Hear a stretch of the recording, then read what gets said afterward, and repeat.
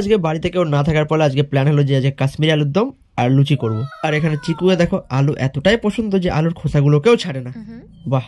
তো কাশ্মীরি আলুর দমের পেস্ট করতে গিয়ে মনে পড়লো আমরা চার মগজটাই আনিনি, তাই অগ্নিশ দৌড়ে গিয়ে চার মগজটা নিয়ে এলো। আর এখানে চিকু এত বদমাশি করছিল যে ওকে ঘরের ভেতর আটকে রাখতে হলো আমাকে। তো বন্ধুরা এখন দেখতে পাচ্ছ 11:15 বাজে, আর এখন আমরা রেডি করছি আলুটাকে ম্যারিনেট করার জন্য। তো 11:15 সময় আমরা ম্যারিনেট করতে দিচ্ছি, দেখতে পাচ্ছ।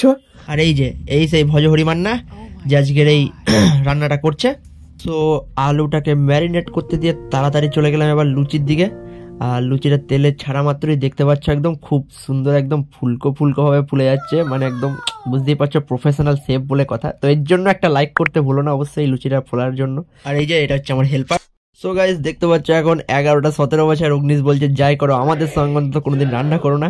সো যাই হোক দেখতে পাচ্ছ আমাদের কাশ্মীরি আলু দম রেডি ফর সার্ভ। তো ভিডিওটি যদি ভালো লাগে একটা ছোট্ট লাইক করে দিও।